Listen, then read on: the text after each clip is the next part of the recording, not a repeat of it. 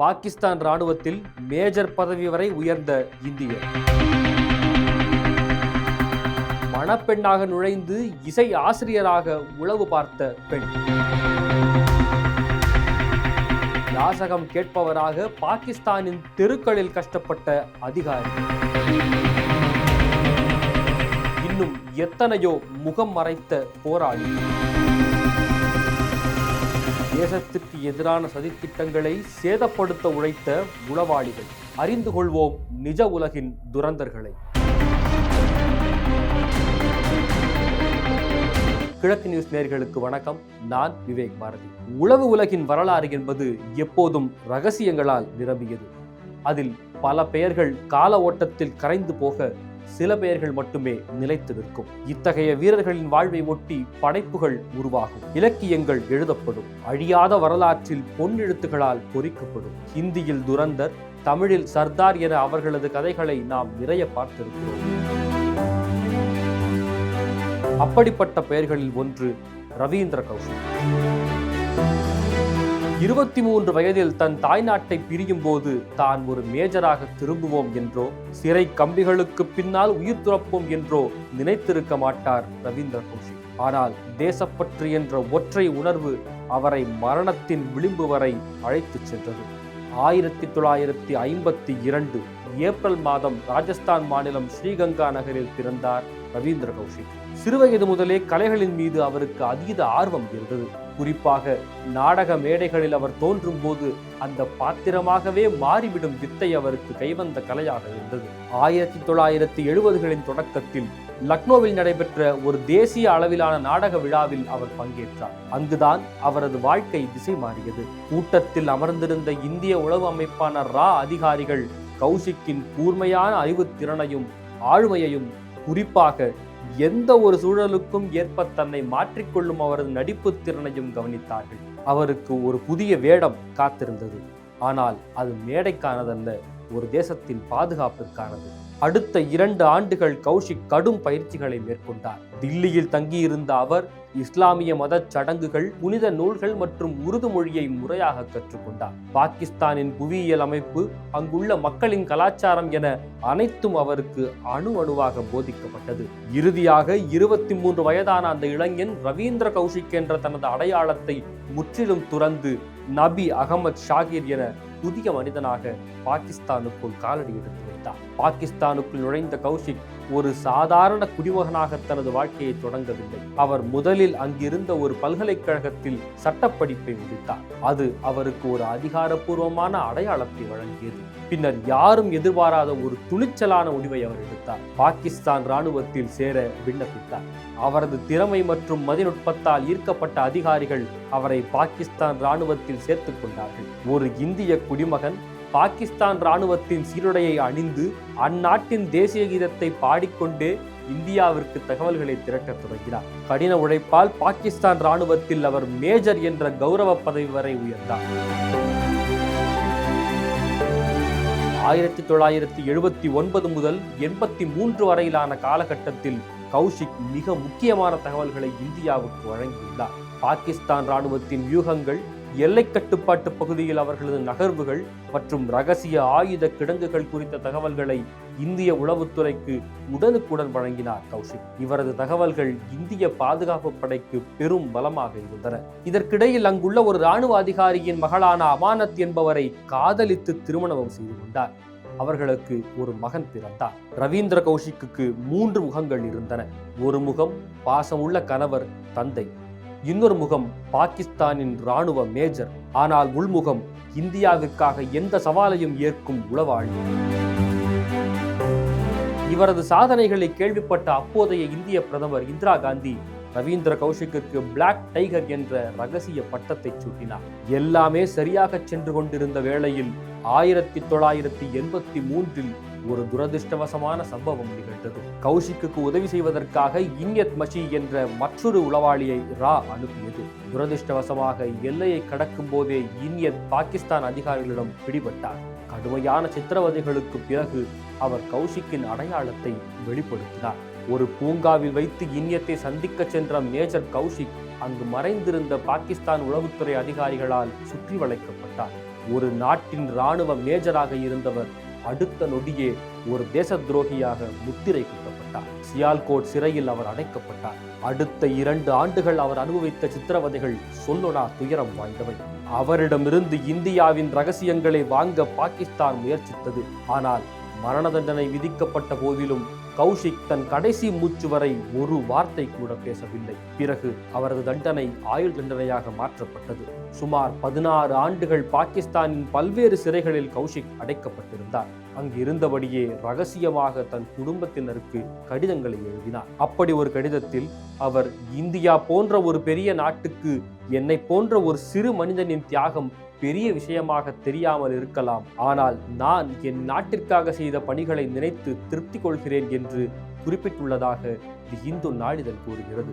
நீண்டகால சிறைவாசம், சித்திரவதை மற்றும் போதிய மருத்துவ வசதி இல்லாத காரணத்தால் காச நோய் மற்றும் இதய நோயால் பாதிக்கப்பட்ட கௌஷிக் 2001 நவம்பர் மாதம் சிறையிலேயே உயிர்நீத்தார். அவரது உடல் பாகிஸ்தானிலேயே அடக்கம் செய்யப்பட்டது. இன்று ரவீந்திர கௌஷிக் ஒரு மிகச்சிறந்த தேசபக்தராக கொண்டாடப்படுகிறார்.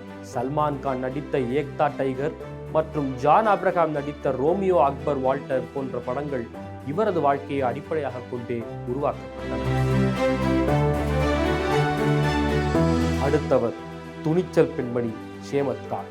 ஷேமத் கான் ஒரு காஷ்மீரி முஸ்லிம் குடும்பத்தைச் சேர்ந்தவர். அவரது தந்தை ஒரு இந்திய தேசபக்தர் மற்றும் உளவுத்துறைக்கு தகவல்களை வழங்கி வந்தவர். 1971 போர் மேகங்கள் சூழ்ந்திருந்த போது பாகிஸ்தான் இராணுவத்தின் உயர்மட்ட திட்டங்களை தெரிந்து கொள்ள வேண்டிய கட்டாயம் இந்தியாவுக்கு ஏற்பட்டது. இதற்காக தனது மகளையே ஒரு உளவாளியாக பயன்படுத்த அவரது தந்தை முன்வந்தார். தனது தந்தையின் விருப்பத்திற்காகவும் நாட்டின் நலனுக்காகவும் ஷேமத் ஒரு பாகிஸ்தான் இராணுவ அதிகாரியின் மகனை திருமணம் செய்து கொண்டு பாகிஸ்தானை புகுந்த வீடாக்கி கொண்டார். பாகிஸ்தானில் ஒரு சாதாரண இல்லத்தரசியாக தனது வாழ்க்கையை தொடங்கிய ஷேமத் உண்மையில் ஒரு அபாயகரமான பணியில் ஈடுபட்டிருந்தார். பாகிஸ்தான் இராணுவத்தின் ரகசிய கோப்புகளையும் உயர் அதிகாரிகளின் உரையாடல்களையும் கண்காணிப்பதே அவரது முதன்மை பணி. இதற்காக அவர் தனது கணவரின் வீட்டிலிருந்தே ரகசிய தகவல்களை இந்திய உளவுத்துறைக்கு அனுப்ப தொடங்கினார்.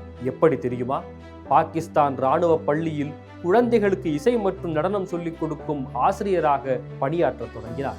பாகிஸ்தான் இராணுவ ஜெனரல் யஹ்யா கான் வீட்டு குழந்தைகளும் இவரது மாணவராகினர். அதன் மூலம் இராணுவ உள்வட்டத்துக்கு நெருக்கமானார் ஷேமத். அவர் வழங்கிய தகவல்களில் முக்கியமானது இந்திய போர்க்கப்பலான INS விக்ராந்த் மீதான பாகிஸ்தானின் தாக்குதல் திட்டம். பாகிஸ்தான் கடற்படை தனது காசி நீர்மூழ்கி கப்பல் மூலம் இந்திய கப்பலை தகர்க்க திட்டமிட்டிருந்தது.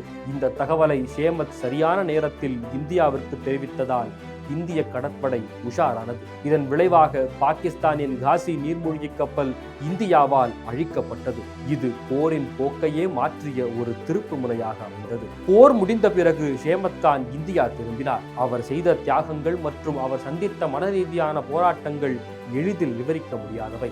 ஒரு எதிரி நாட்டில் தனது அடையாளத்தை மறைத்துக் கொண்டு ஒவ்வொரு நொடியும் மரண பயத்துடன் அவர் வாழ்ந்த வாழ்க்கை தேசப்பற்றின் உச்சமாகும். ஷேமத்தின் கதை உண்மையான தைரியத்தின் வெளிப்பாடு. அவர் கொடுத்த தகவல் ஆயிரக்கணக்கானோரின் உயிரை காப்பாற்றியது. ஆனால் பாகிஸ்தானின் போர் வெறி 2 பக்கத்திலும் அதற்கான விலையை கொடுக்க வைத்தது என்று பதிவு செய்துள்ளார். இவரது வாழ்க்கையை காலிங் ஷேமத் என்ற நாவலாக எழுதிய ஹரீந்தர் சிங் சிக்கா. இதை தழுவி எடுக்கப்பட்ட படம்தான் ராசி. அடுத்தவர் இந்திய பாதுகாப்பு துறையின் அதிசய மனிதர் அஜித் தோவல்.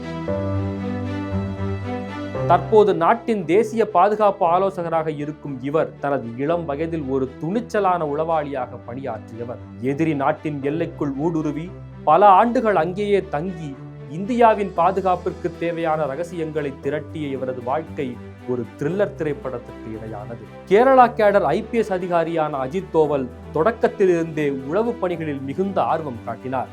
1970களின் தொடக்கத்தில் இவர் பாகிஸ்தானுக்கு அனுப்பப்பட்டார். அங்கு சுமார் 7 ஆண்டுகள் தலைமறைவாக இருந்து உளவு பார்த்தார். ஒரு இந்திய அதிகாரியாக தனது அடையாளத்தை முற்றிலும் மறைத்து ஒரு சாதாரண முஸ்லிம் குடிமகனாக பாகிஸ்தான் சமூகத்திற்குள் அவர் ஊடுருவினார். அவரது உருது மொழி புலமையும் அந்த ஊர் மக்களின் கலாச்சாரத்தை பின்பற்றிய விதமும் அவரை எவரும் சந்தேகிக்க முடியாதபடி செய்தது. ஒரு முறை மசூதி ஒன்றில் அவர் யாசகம் கேட்பவரைப் போல் வேடமிட்டிருந்த போது ஒரு நபர் அவர் காதுகளில் இருந்த துளையை கண்டு இந்தியாவில் சிறுவயதில் காது குத்தும் பழக்கம் இருப்பதால் இவர் ஒரு இந்து என்று சந்தேகித்தார். அவரிடமிருந்து எப்படியோ தப்பித்து சென்றவர் அதன் பின் காதுகளில் அறுவை சிகிச்சை செய்து கொண்டதாக துரந்தர் படம் வெளியான பிறகு ஒரு நிகழ்ச்சியில் கேட்கப்பட்ட கேள்விக்கு பதில் சொன்னார் அஜித் தோவல். அஜித் தோவலின் உளவு பணிகளில் மிகவும் புகழ்பெற்றது 1980களில் நடைபெற்ற ஆபரேஷன் ப்ளூ ஸ்டார் கால பகுதியாகும். அப்போது அமிர்தசரஸ் பொற்கோவிலுக்குள் பதுங்கியிருந்த தீவிரவாதிகளின் திட்டங்களை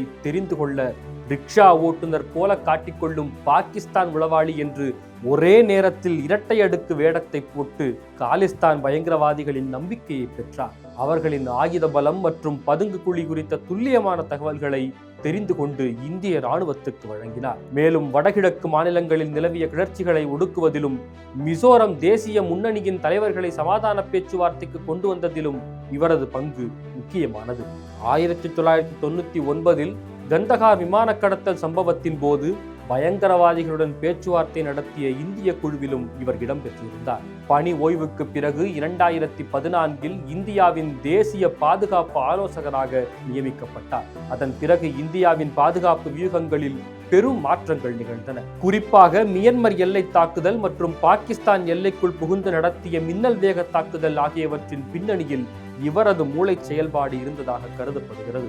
இந்தியாவின் உளவு அமைப்பான IB இயக்குநராக பணியாற்றி உயரிய கீர்த்தி சக்ரா விருது பெற்ற முதல் காவல்துறை அதிகாரி அஜித் தோவல். இன்றும் இந்தியாவின் பாதுகாப்பு அரணாக விளங்கும் அஜித் தோவல் உலக நாடுகளால் வியந்து பார்க்கப்படும் ஒரு பாதுகாப்பு நிபுணராக திகழ்கிறார். ஓர் உளவாளியின் வாழ்க்கை என்பது அடையாளத்தை மறைத்து வாழும் தைரியம் மட்டுமல்ல, செய்து முடிக்கும் பணிக்கு அங்கீகாரத்தையும் இழந்து நகரும் தியாகம். இவர்களது வாழ்க்கையை முன்பே அறிந்ததால் தான் துறந்தார் படிவத்தாராகி இறந்து ஆராய்ந்து என் செய்யினும் சோர்விலது ஒற்று.